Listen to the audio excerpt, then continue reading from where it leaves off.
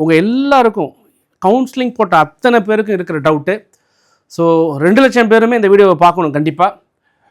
இந்த வீடியோவில் நம்ம என்ன தெரிஞ்சுக்க போகிறோம் அப்படின்னா, நம்ம சாய்ஸ் லிஸ்ட்டு பக்காவாக ப்ரிப்பேர் பண்ணி கொடுத்துட்டோம்.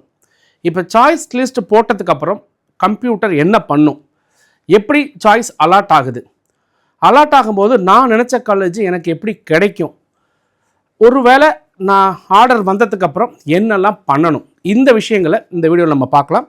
நம்ம வீடியோவை முதல்ல பார்க்குறவங்க வந்து நம்ம வீடியோ பிடிச்சிருந்தா, உங்களுக்கு தெளிவாக இருந்தால் சப்ஸ்கிரைப் பண்ணிவிடுங்க, மறக்காமல் உங்கள் ஃப்ரெண்ட்ஸுக்கு ஷேர் பண்ணிவிடுங்க. வாங்க வீடியோக்குள்ளே போகலாம்.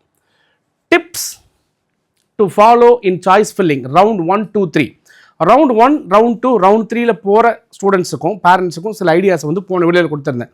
நான் எப்படி சாய்ஸ் ஃபில் பண்ணணும் ஏபிசின்னு சொல்லி ஒரு செக்ஷன் போட்டு விளக்கமாக கொடுத்துருந்தேன். அந்த வீடியோ போய் பாருங்கள். இப்போ சாய்ஸ் ஃபில் பண்ணியாச்சு. இப்போ என்ன ஆயிடுச்சுன்னா, இந்த சாய்ஸ் ஃபில்லிங் அப்படிங்கிறதுக்கு 3 நாள் டைம் கொடுப்பாங்க.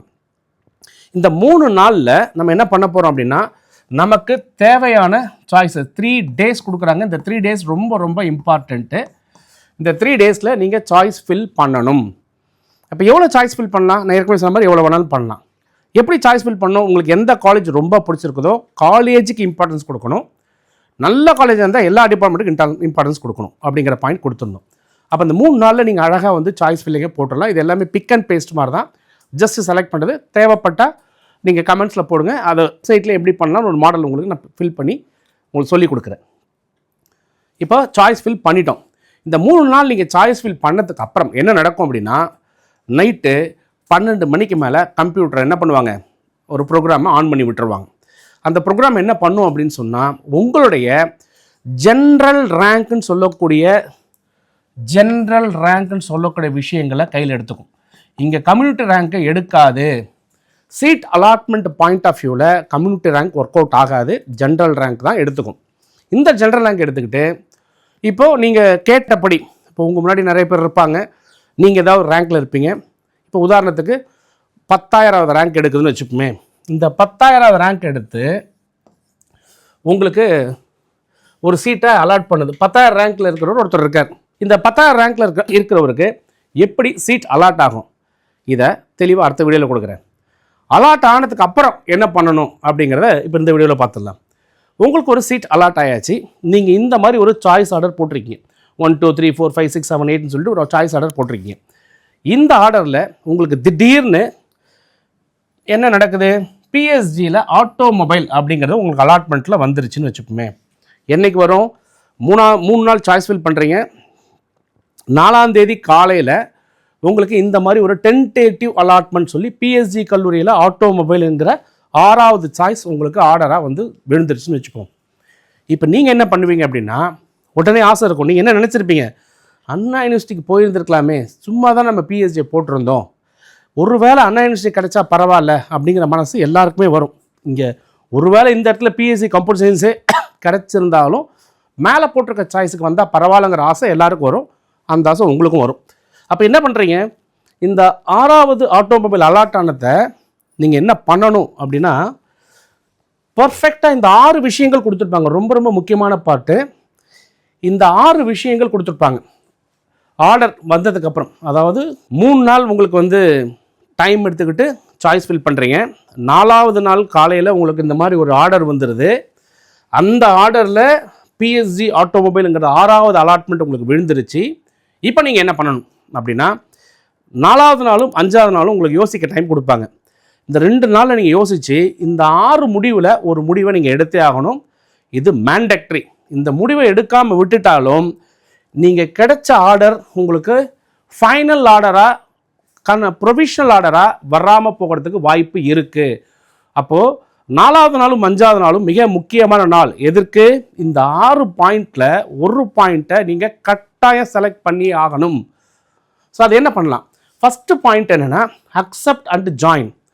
கொடுக்கப்பட்ட இந்த ஆர்டரை நான் ஏற்றுக்கொள்கிறேன், இந்த கல்லூரியை எனக்கு போதுமானது, இந்த பாடப்பிரிவு எனக்கு போதுமானது அப்படிங்கிறது என்ன பண்ணுறீங்க, நீங்கள் எடுத்துக்கிறீங்க. அதாவது பிஎஸ்சி இருக்கிற ஆட்டோமொபைல் எனக்கு போதுடா சாமி, கும்பிடு போடுற எல்லா சாமியும் வேண்டிக்கிட்டு அந்த ஆர்டரை கையில் வாங்கிக்கணும்னா நீங்கள் இதை டிக் பண்ணணும் கம்பல்சரியாக.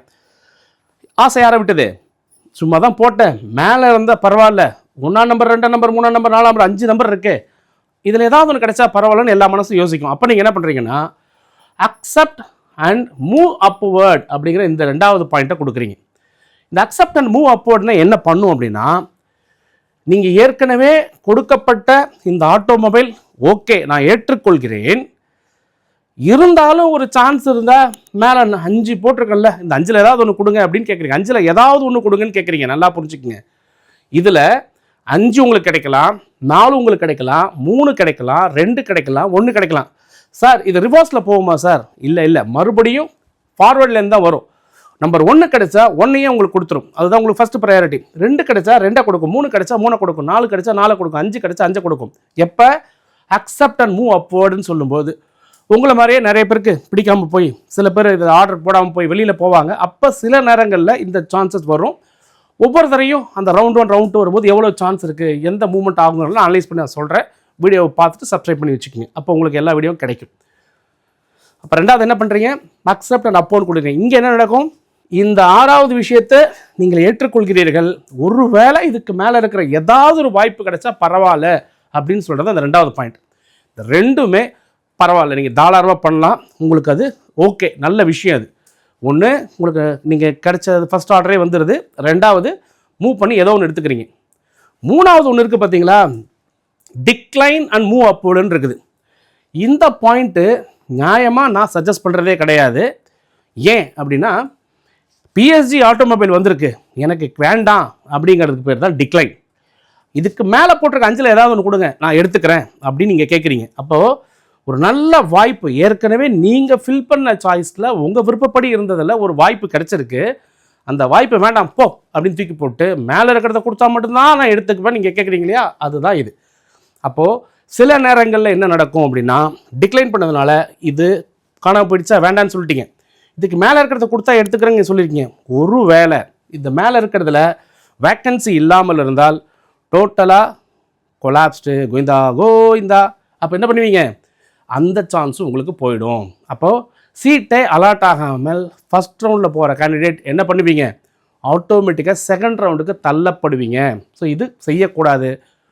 இருந்தாலும் கான்ஃபிடென்ட் சார் நான் பண்ணுறேன் சார், எனக்கு இது வேணாம் சார் அப்படின்னு நினைக்கிறவங்க சேலஞ்சு பண்ணலான்னா அந்த 3வது ஆப்ஷனை போட்டு பாருங்கள். 4 decline and move next round.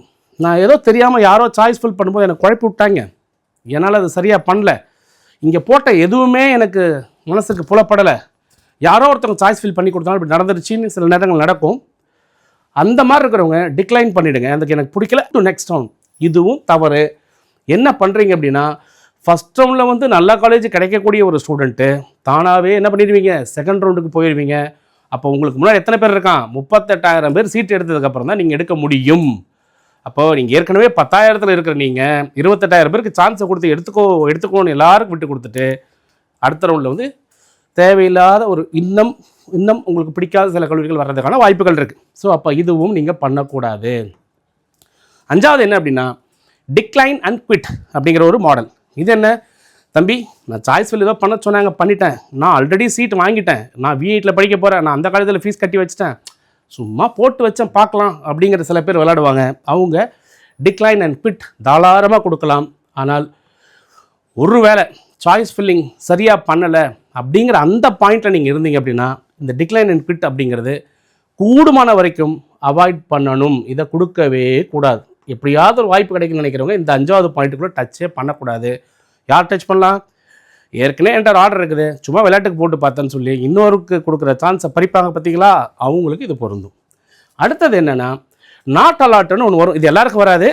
நீங்கள் போட்ட சாய்ஸில் இந்த இதில் கம்மியான சாய்ஸ், நிறைய பொண்ணு சொல்கிறோம், நிறைய போட்டிருப்பாங்க, ஒன்றுமே உருப்படி இல்லாமல் போட்டிருப்பாங்க.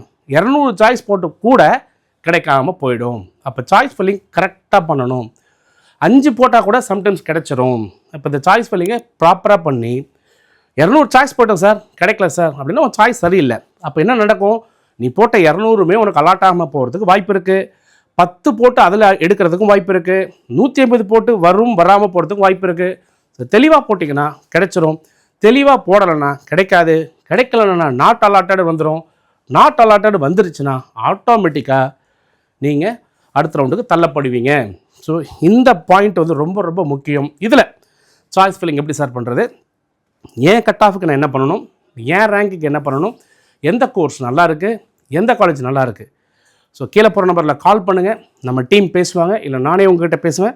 ஒரு பர்ஃபெக்டான சாய்ஸ் ஃபில்லிங்க என்னோட 27 வருஷ அனுபவத்தில் 9 வருஷ டேட்டா வச்சு கன் ஷாட் அண்ட் ஷூர் ஷாட்டை இது கிடைக்கணும் அது கிடைக்கும் அப்படிங்கிற மாதிரி உங்களுக்கு சாய்ஸ் சிஸ்டம் வேணுமா? எஸ், தொடர்ந்து பேசுவோம், இணைந்திருங்கள். சாய்ஸ் சிஸ்டம் கூப்பிடுங்க. நெக்ஸ்ட் வீடியோவில் சில விஷயங்கள் சொல்லித்தரேன். அதுக்கு முன்னாடி ஒன்றும் இல்லை, அடுத்த வீடியோ தான். பை.